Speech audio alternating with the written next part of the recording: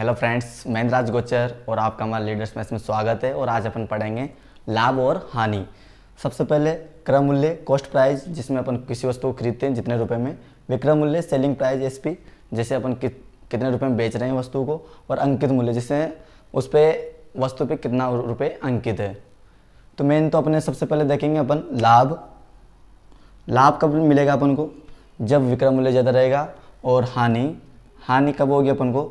जब विक्रय मूल्य कम रहेगा, मतलब कम में बेचेंगे अपन, ज़्यादा हम खरीद के। तो मेन तो लाभ होता है विक्रय मूल्य माइनस क्रय मूल्य, और हानि होती है अपन को क्रय मूल्य माइनस विक्रय मूल्य। अब लाभ प्रतिशत और हानि प्रतिशत क्या होता है? तो मेन तो ये है, लाभ प्रतिशत और हानि प्रतिशत क्या है। जैसे अपन कोई स्टार्ट कर रहे हैं, मतलब कोई वस्तु खरीद रहे हैं, तो क्रय मूल्य पर ही अपन लाभ प्रतिशत निकालते हैं और हानि प्रतिशत भी क्रय मूल्य पे निकालते हैं। जैसे अपन को लाभ हुआ कितने रुपए का हुआ, और कितना क्रय मूल्य अपन ने, मतलब स्टार्टिंग में कितने में खरीदा था वो, उसके ऊपर निकालेंगे अपन और इंटू किससे कर देंगे? 100 से। ऐसे हानि प्रतिशत भी वही क्रय मूल्य पर निकालेंगे अपन। हानि प्रतिशत इक्वल टू हानि कितने की हुई और कितने क्रय मूल्य पर हुई, और इंटू क्या कर देंगे अपन? 100। तो लाभ प्रतिशत होता है लाभ बटा क्रय मूल्य इंटू 100, और हानि प्रतिशत होता है हानि बटा क्रय मूल्य इंटू 100। मेन बात यह है कि अपने पास जो क्रय मूल्य होता है वही टोटल क्या होता है? 100%। अपन क्रय मूल्य पर ही अपन हानि और लाभ दोनों प्रतिशत निकालते हैं।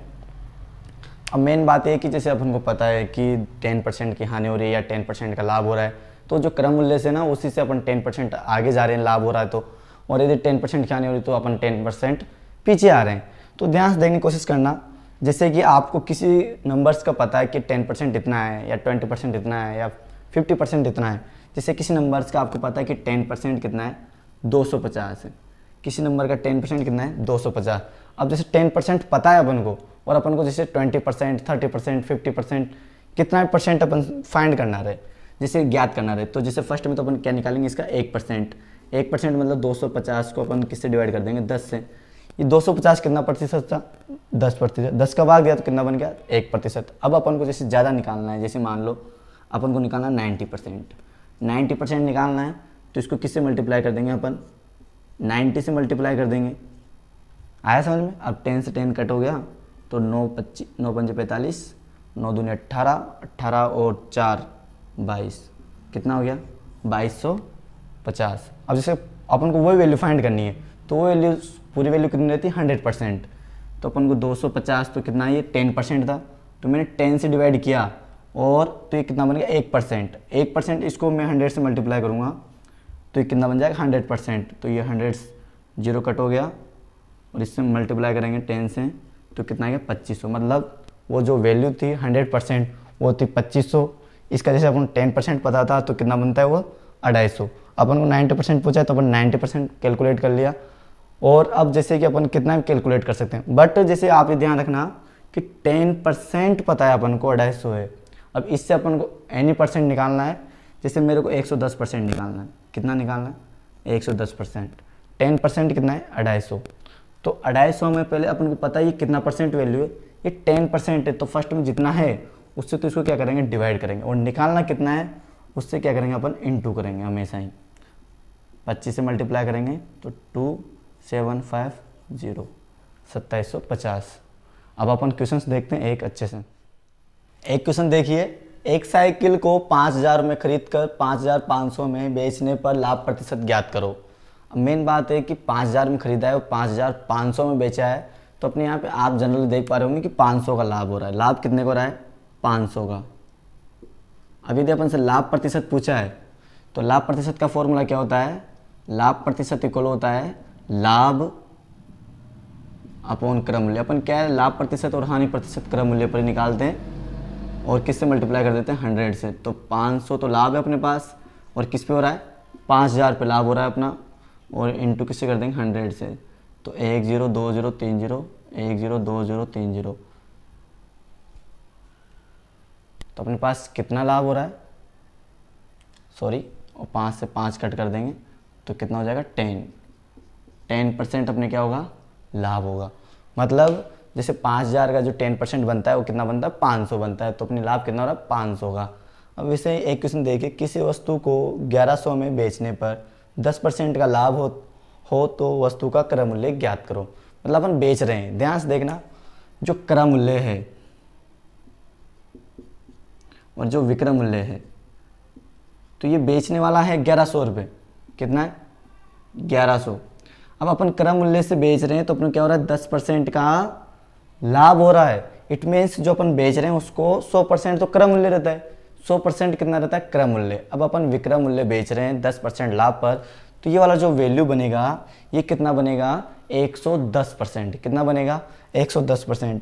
इट मीन्स जो 1100 है वो कितना है अपने पास, ऐसे लाभ 10% है तो 110% बनेगा विक्रय मूल्य। तो अपने पास जो क्रय मूल्य चाहिए अपन को कितना चाहिए, 100%। 100% क्या रहता है, क्रय मूल्य। तो 110% का मतलब कितना है अपने पास, 1100 रुपये। तो ध्यान समझने की कोशिश करना है इसको, आप जल्दी से कर पाओगे यदि जल्दी से समझ पाओगे कि 1100 में मैं 110 से डिवाइड कर देता हूँ तो ये वाला वैल्यू कितना बन गया, 1%। और वापस मैं इसको 100 से मल्टीप्लाई कर देता हूँ तो ये वाला वैल्यू कितना बन गया, 100%। इट मीन्स जो 100% बना, तो 1100 से पहले तो 110 से डिवाइड करेंगे, फिर 100 से मल्टीप्लाई करेंगे। तो ध्यान से देखना, 0 से 0 कट हो गया, 11 से 110 10 बार कट हो जाएगा, और 10 को 100 से मल्टीप्लाई करेंगे तो कितना बनेगा, 1000। तो जो अपने पास 100% मतलब जो क्रय मूल्य आया वो कितना आया, 1000। इट मीन्स किसी वस्तु को अपन 1100 में बेचने पर 10% लाभ कमाते हैं तो अपने पास जो क्रय मूल्य आएगा वो कितना आएगा, 1000।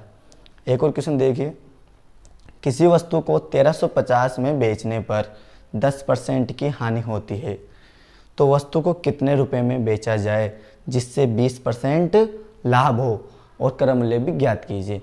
ध्यान समझने की कोशिश करना कि क्रय मूल्य अपने पास 100% रहता है और विक्रय मूल्य यदि अपन ज़्यादा में बेच रहे हैं तो विक्रय मूल्य 100% ज़्यादा रहेगा, और अपन कम में बेच रहे हैं, हानि में बेच रहे हैं तो विक्रय मूल्य कम प्रतिशत रहेगा।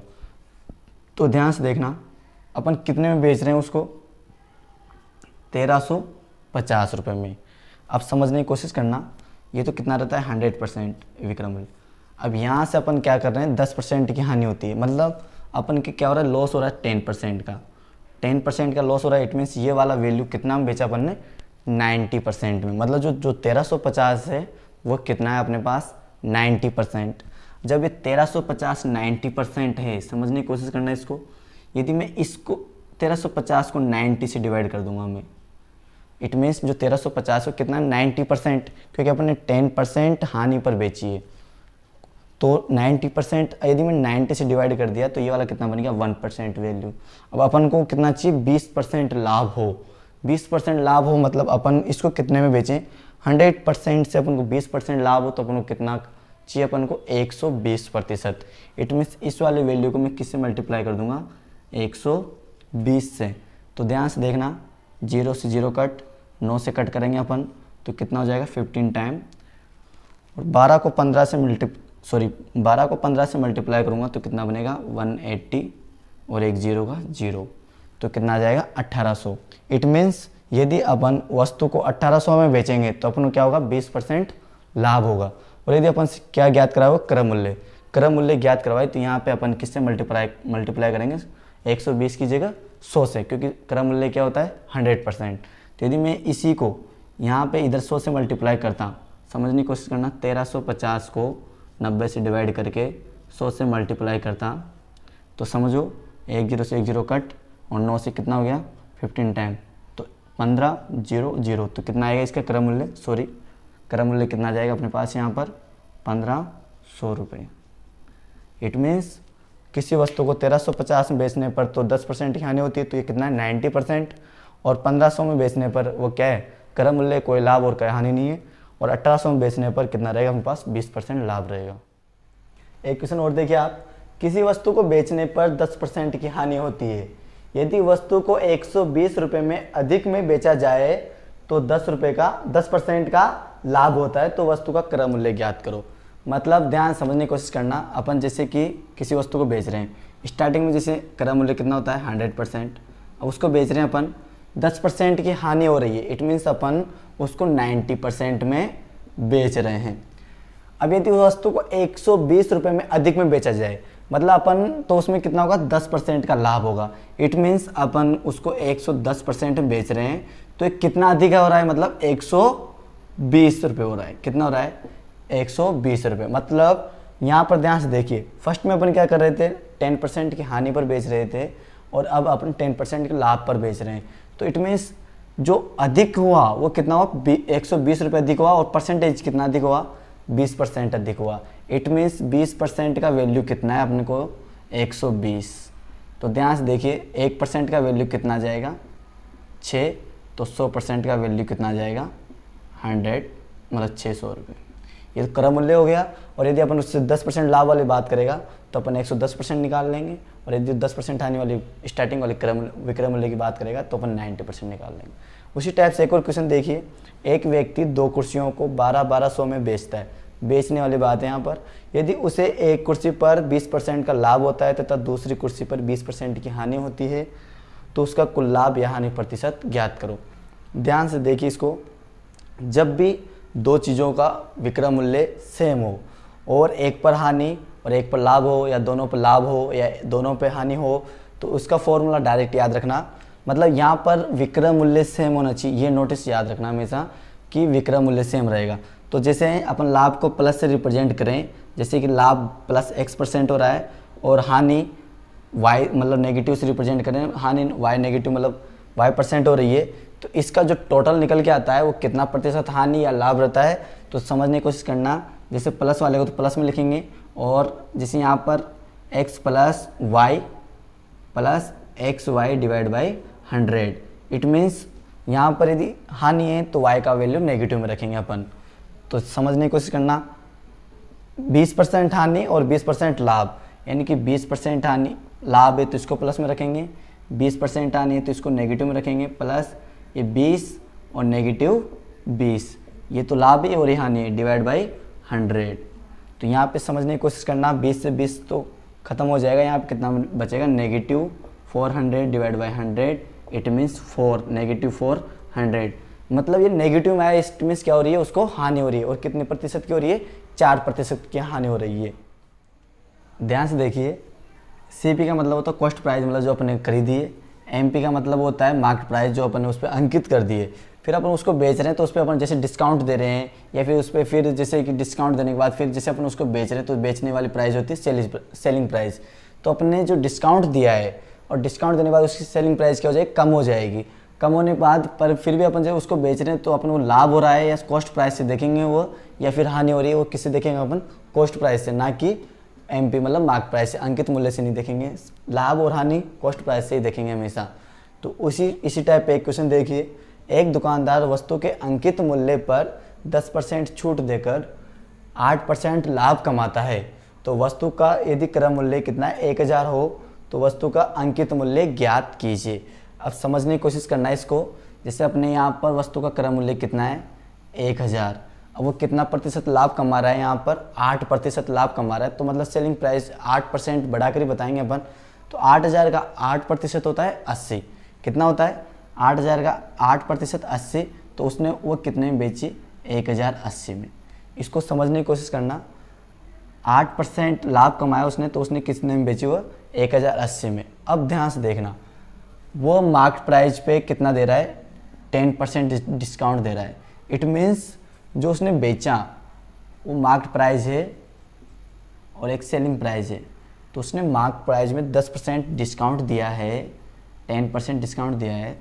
तो इट मीन्स जो मार्केट प्राइस का उसने किस में बेचा, सिर्फ 90% में बेचा।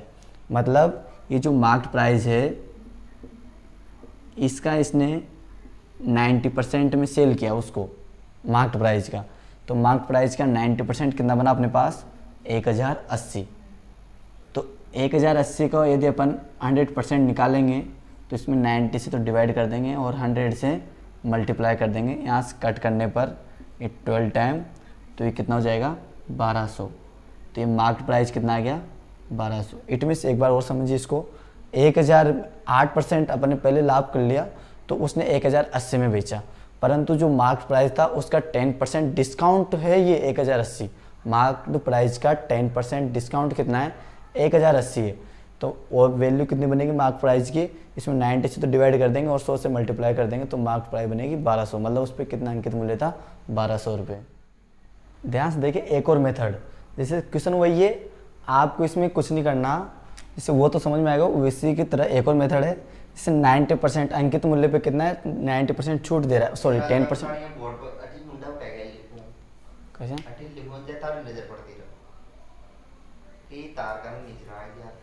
थैंक यू, ठीक है ना। एक और क्वेश्चन देखिए आप, एक दुकानदार वस्तु, सॉरी एक और क्वेश्चन देखिए, इसी क्वेश्चन को आप देखिए एक और मेथड से, जैसे वही है अंकित मूल्य पर 10% छूट दे रहा है, फिर भी कितना कमा रहा है 8% लाभ कमा रहा है। तो इसको ध्यान से देखना, अंकित मूल्य पर 10% छूट देने के बाद तो अंकित मूल्य कितना रह जाएगा, सेलिंग प्राइस 90% रह जाएगा, अंकित मूल्य का कितना रह जाएगा 90% ऑफ MP। और ध्यान से देखिए 8% लाभ कमा रहा है, इट मीन्स जो सेलिंग प्राइस है वो कितना है, जो क्रय मूल्य का वो कितना है 108% है, मतलब 108% ऑफ CP।